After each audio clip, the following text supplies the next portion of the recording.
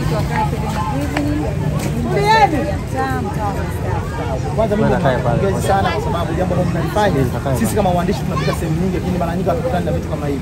Hivi ni kitu gani hasa ambacho kinawasukuma sasa namna mnaweza kwenda kuliandaa jambo kama hili? Kinachotusukuma kwa sababu kwenye mtaa wetu kuna watoto wengi kama mlivyoona wenye uhitaji. Kwa hiyo mwenyekiti wetu huwa anapenda tukae na watoto hawa, na hii ni mara ya pili na tutaendelea kwa sababu kuna vitu vingi ambavyo tumepanga tuwafanyie watoto hao kama sadaka kwao, wasisikie wapweke. Lakini pia katika kuzungumza mwenyekiti wa maeneo haya miongoni mwa vitu alivyovisema, kwanza kawasifia sana nyie, akisema kwamba watu ambao mnamzunguka viongozi wenzio pia kuna nyie mlikuwa ni watu mara nyingi mlikuwa ni chachu ya kumsisitiza yeye aweze kufanya mambo kama haya. Ni vitu gani sasa ambao mara nyingi mlikuwa mkimshauri sasa mheshimiwa moja kwa moja mpaka mnaweza kuandaa programu kama hii ya kutafuta watoto wenye mahitaji maalum na kuweza kuwapa misaada na kuweza kucheka nao, kula nao, kufurahi nao?